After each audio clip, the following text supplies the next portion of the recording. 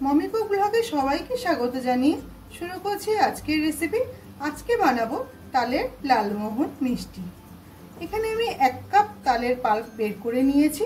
তোমরা যে যতটা চাও ততটাই বানাতে পারো।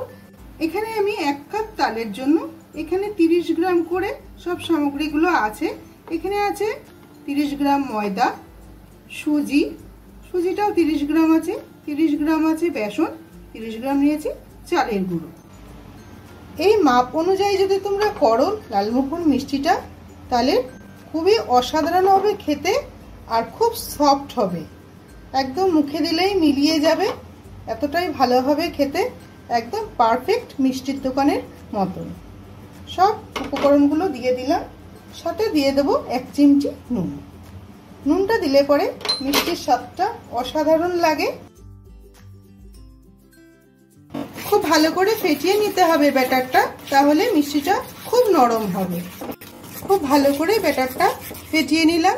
এবার এই মিশ্রণটাকে 10 মিনিটের জন্য আমি রেস্টে রেখে দেব। মিষ্টিটা তৈরি করার জন্য এখানে একটা শিরা তৈরি করে নিতে হবে। এখানে আমি 200 গ্রাম চিনি নিয়েছি, সাথে দিয়েছি একটা তেজপাতা, 2টো এলাচ, 1 টুকরো দারচিনি। যে বাটি মেপে আমি চিনি দিয়েছি সেই বাটি মেপে 1.5 বাটি আমি জল দিয়ে দেব।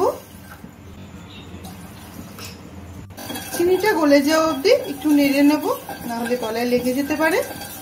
চিনিটা পুরো গলে গেছে, কিন্তু শিরাটা আমাদের এখনো তৈরি হয়নি।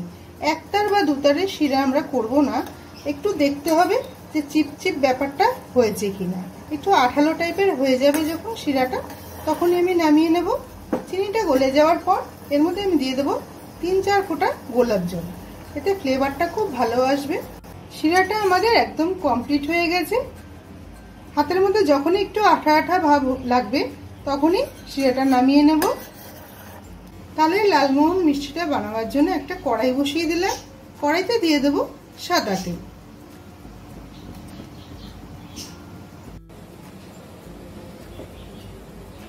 দশ মিনিট পর ব্যাটারটা দেখো এই অবস্থায় এসছে। আরও একবার ভালো করে ফেটিয়ে নেব। তালের পাল্পটা যদি মনে হয় তোমাদের একটু পাতলা বা ঘন লাগছে, তাহলে সে বুঝে তোমরা পাতলা হলে পরে একটু সুজি বা একটু বেসন অ্যাড করে দিতে পারো। তবে চালের গুঁড়ো আর ময়দাটা বেশি দেওয়া যাবে না, তাহলে কিন্তু লালমোহন মিষ্টিটা বেশি শক্ত শক্ত হয়ে যাবে, খেতে ভালো লাগবে না, রসটা খুব ভালো অ্যাবজর্ব হবে না। আর যদি ব্যাটারটা বেশি ঘন হয়ে যায় তাহলে আরও অল্প করে তালের পাল্প তোমরা ব্যবহার করতে পারো। তেলটা গরম হয়ে গেছে, আমি ছোট ছোট করে ছেড়ে দেব।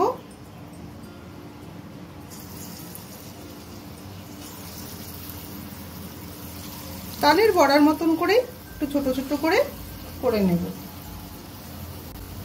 তবে গ্যাসের ফ্লেমটাকে এই সময় লো টু মিডিয়াম রাখতে হবে, না হলে বড়াগুলো চট করে লাল হয়ে যাবে, ভেতরে কিন্তু কাঁচা থেকে যাবে।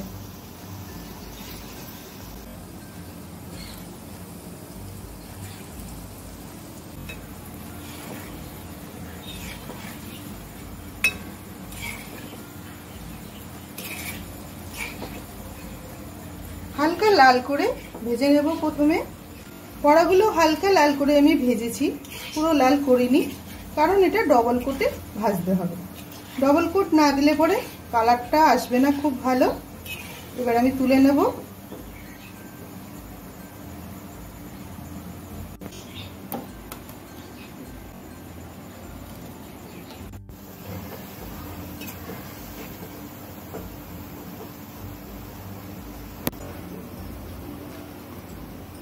সব বড়াগুলো আমি ভেজে নিলাম, বুঝতে পারছো আশা করি।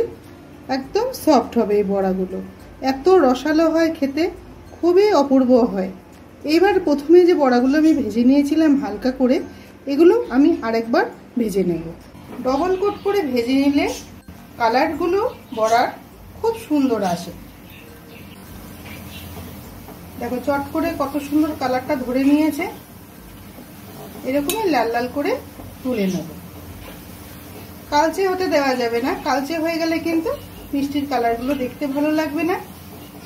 দেখো আশা করি তোমরা বুঝতে পারছো কালারটা দেখে, এটা প্রথম কোটের ভাজা আর এটা দ্বিতীয় কোটের ভাজা, কত সুন্দর লাগছে দেখতে। ভেজে নেওয়া লালমোহনগুলো এবার এই মিষ্টির শিরার মধ্যে দিয়ে দেব। শিরাটা দেখতে হবে খুব গরম যেন না থাকে বা একদম ঠান্ডাও যেন না থাকে। কুসুম গরম অবস্থাতে দিয়ে দেবো। খুব বেশিক্ষণ রাখতে হবে না, 2 মিনিট নাড়াচাড়া করে নামিয়ে নেব।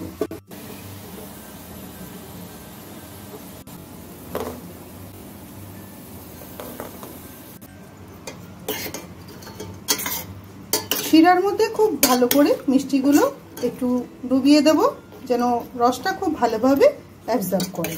2 মিনিটের জন্য আমি রসের মধ্যে ডুবিয়ে রেখেছিলাম। আর বেশি রাখবো না আমি, একদম সফট হয়ে গেছে, একদম নরম তুলতুল করছে, এতটাই সফট। তৈরি হয়ে গেল তালের লালমোহন মিষ্টি।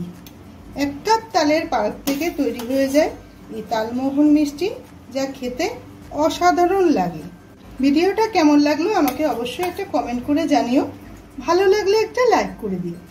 তুমি যদি আমার চ্যানেলে নতুন বন্ধু হয়ে থাকো তাহলে সাবস্ক্রাইব করে দিয়ে পাশে থেকো। পুরো ভিডিওটা দেখার জন্য অসংখ্য ধন্যবাদ। সবাই ভালো থেকো। দেখা হবে এরকমই কোনো নিত্য নতুন রেসিপি নিয়ে।